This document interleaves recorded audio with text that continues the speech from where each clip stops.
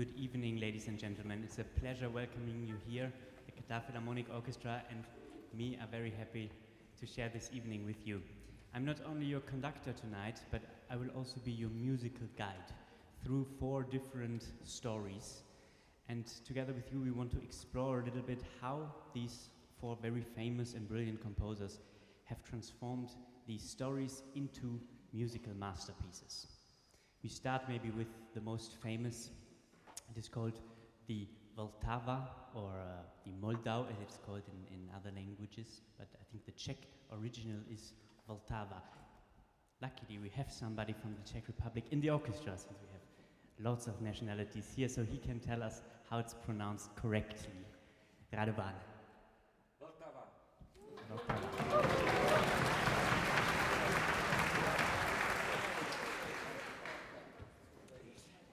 This famous piece of music is actually a movement from a larger scale work which is called My Fatherland.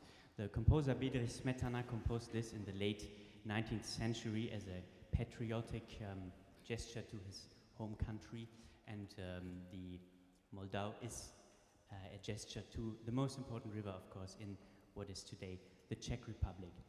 There is no specific story behind this piece, but the composer is taking us on a boat trip from the very source of the river in the Bohemian forest up to the St. Carl's Bridge in Prague, where the river is in its full glory.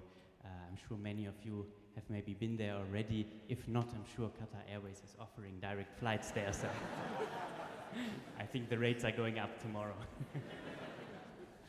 So let us have a look how the very first source of this river sounds like. I think in the back you can see a little bit. This is a picture from the actual source of the river. Let's hear how that sounds.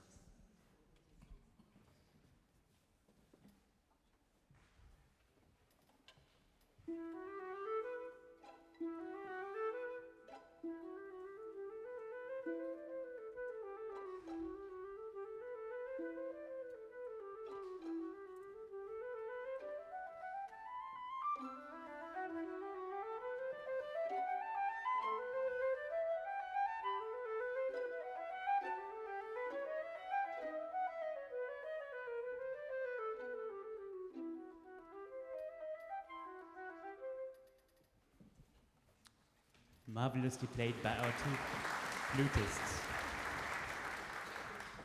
As you have probably noticed now, this is actually played by 2 flutes who are alternating each other.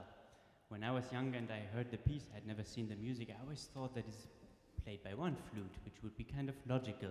So let's hear how it sounds like when only 1 flute is playing this.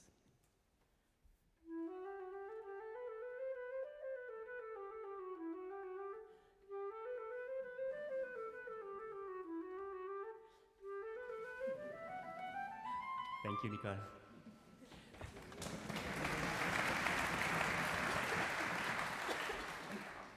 Although our first flutist, Nicole, has a very long breath, even she has to breathe at some point.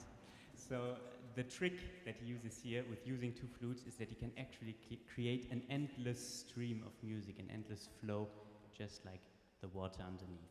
This is the first station of our boat trip. The second station is called the second source of the Vltava, that you can see down there. It's actually a second stream that is coming out of the mountain, and the composer takes another pair of instruments to show us that the second stream is coming in.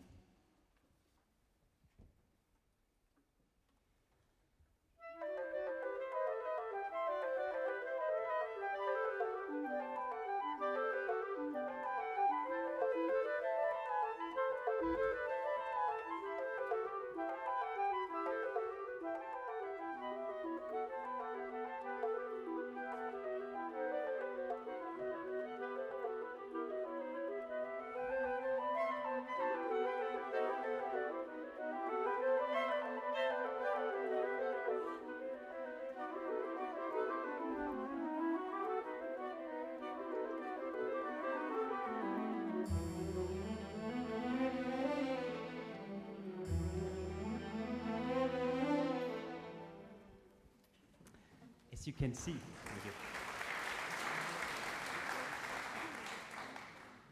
As you can see already from the music, the notes that they play, they already look like waves. So there's also this visual component in the music, in the score.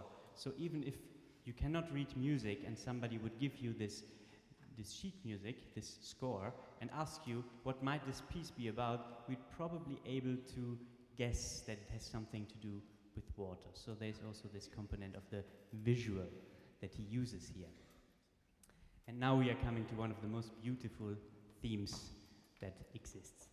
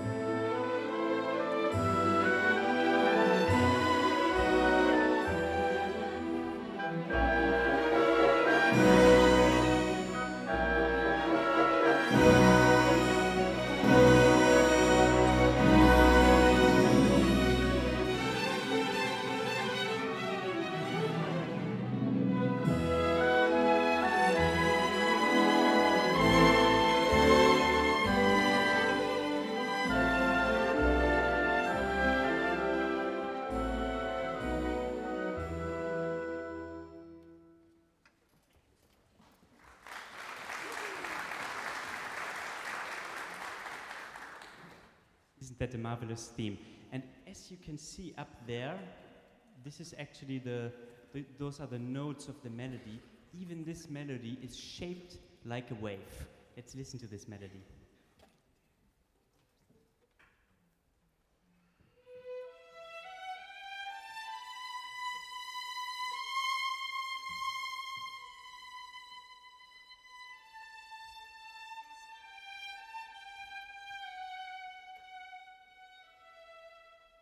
Thank you. So exactly like a big wave. And listen now to what the accompaniment is playing the rest of the strings underneath.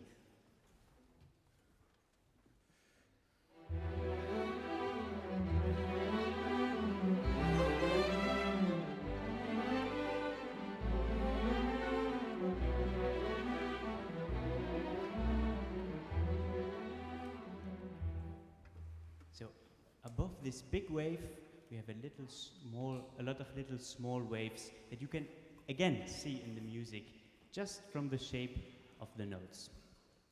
From all this water, we are now coming onto the land. The next station of our boat trip is called Forest and Hunting. Let's have a listen.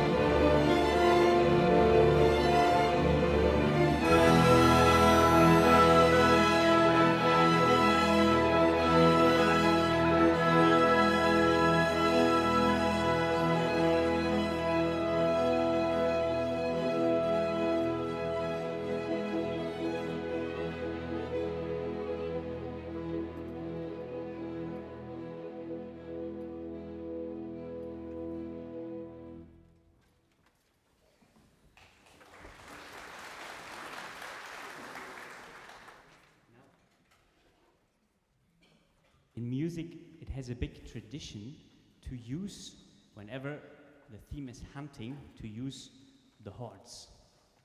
As you can see over there, this beautiful shining instrument, also used as the hero's instrument later in our program, you will see. And this has a reason. When people went hunting back in the days, they used those horns, those little horns. They don't sound quite as beautiful as ours here, but they were used to kind of give signals for the other hunters to give a warning, now we're going to shoot. Let's listen to how it sounds, played by them.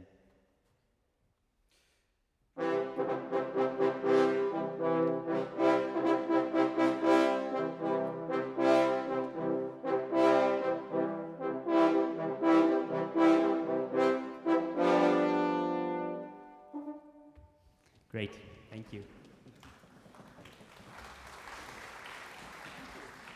And as I said, this is not only called hunting, but also forest at the same time. So he also shows us the big trees. As you can see on this picture, it is a little bit dark there. But you can imagine in the Bohemian forest they have very thick and big trees. Let's have a listen how he represents that in the music.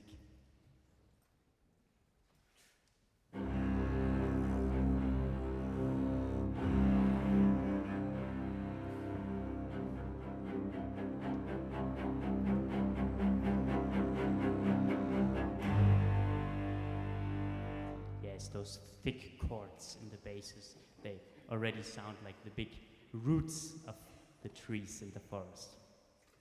Now after this forest and hunting scene, we come to a village wedding. As you can see here, there's always music present in weddings. That's one of the reasons why I love weddings. I hope you do too.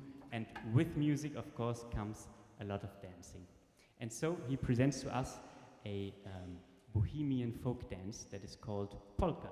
It's a dance between a man and a woman, of course.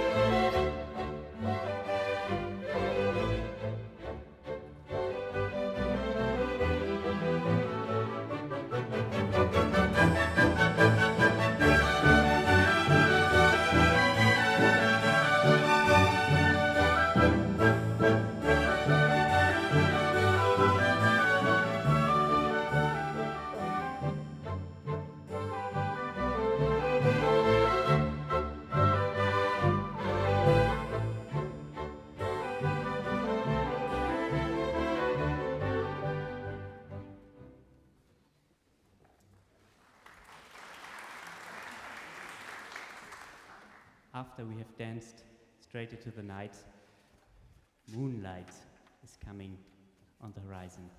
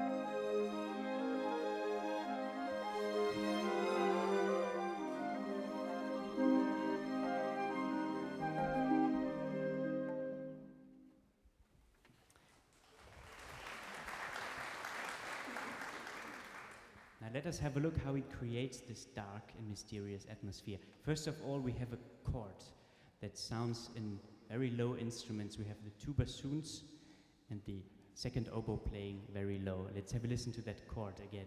It's darkness chord.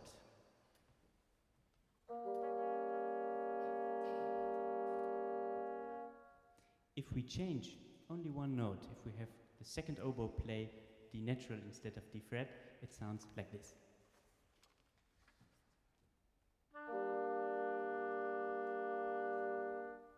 This is now a minor chord. It sounds still pretty dark, but not quite as mysterious. If we diminish this one note, it sounds again like this.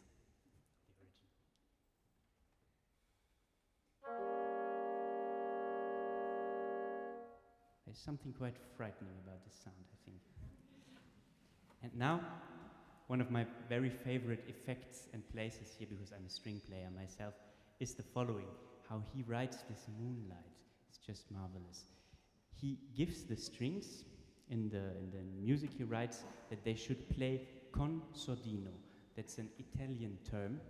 We also have some Italians in the orchestra who can tell us where this is coming from. What's the word, Giovanni, that it is coming from? Sordo means deaf. So something to make this instrument sound less. Exactly. So the word sordo, deaf, is the idea for this term. Let's now have a listen to what it would sound without this sordino, which is a little piece of rubber that the musicians have on the instruments, if I might hear. And you will hear it makes quite a difference. And now we will play it without this rubber thing, first of all.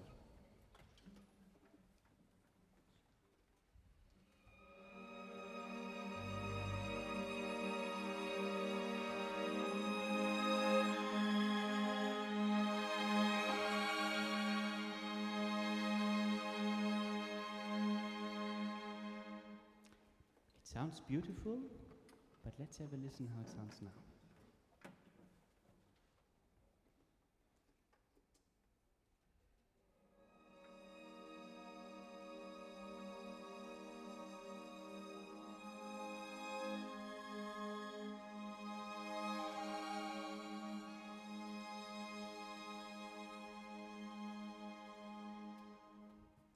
Quite a difference, isn't it? There's something much more shimmering about this now, with this so-called sordino on the instrument. Then, as you can see up there, this movement, this boat stop of our boat trip is not only called Moonlight, but also Nymph's dance. So, as you can see almost on this picture, because it's still pretty dark, this is a painting of some nymphs, of these magical creatures dancing in this mysterious fog. So he's using actually the same idea that he used in the beginning of the piece, the two flutes who are alternating each other.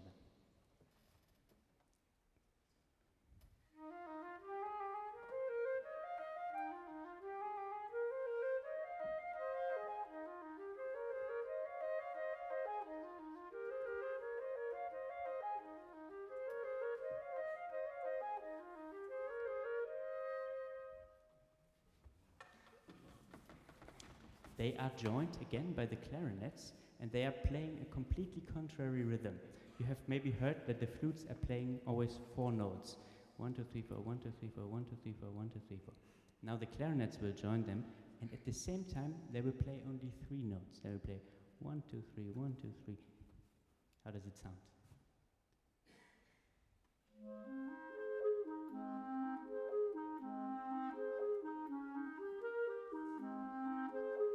Thank you. Now let's have a listen to both of them together.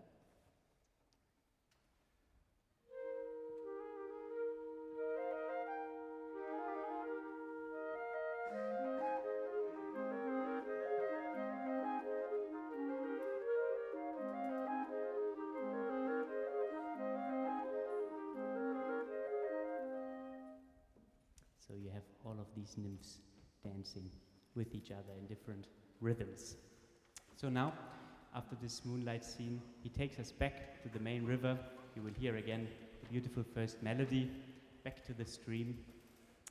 And then he takes us to some, after this very quiet passage, to some faster music to the so-called St. John's Rapids.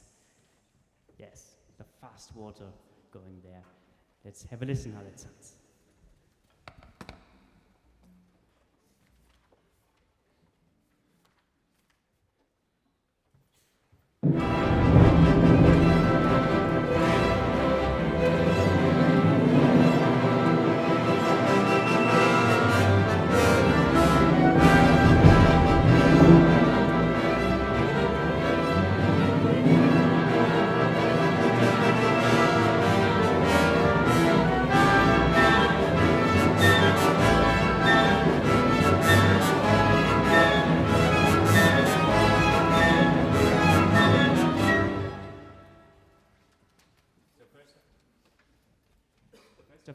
First of all, we have some very quick notes in the strings. Let's have a listen to that.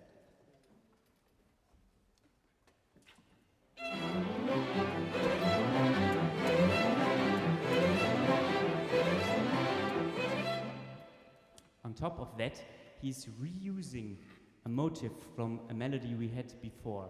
If you remember the main melody, there's a rhythm, it's a long note and a short note always, and now he does this with it.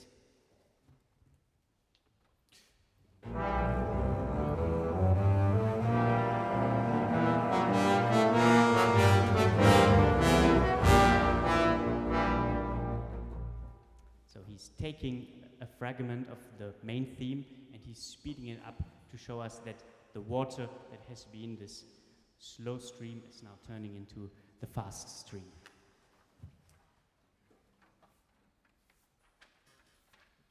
The last section is called the broad stream of the Vltava, and it takes us finally to Prague, to this majestic grandeur of the stream. And he plays here the theme of the beginning, but instead of the minor mode, it will now be in a major mode, as you will hear.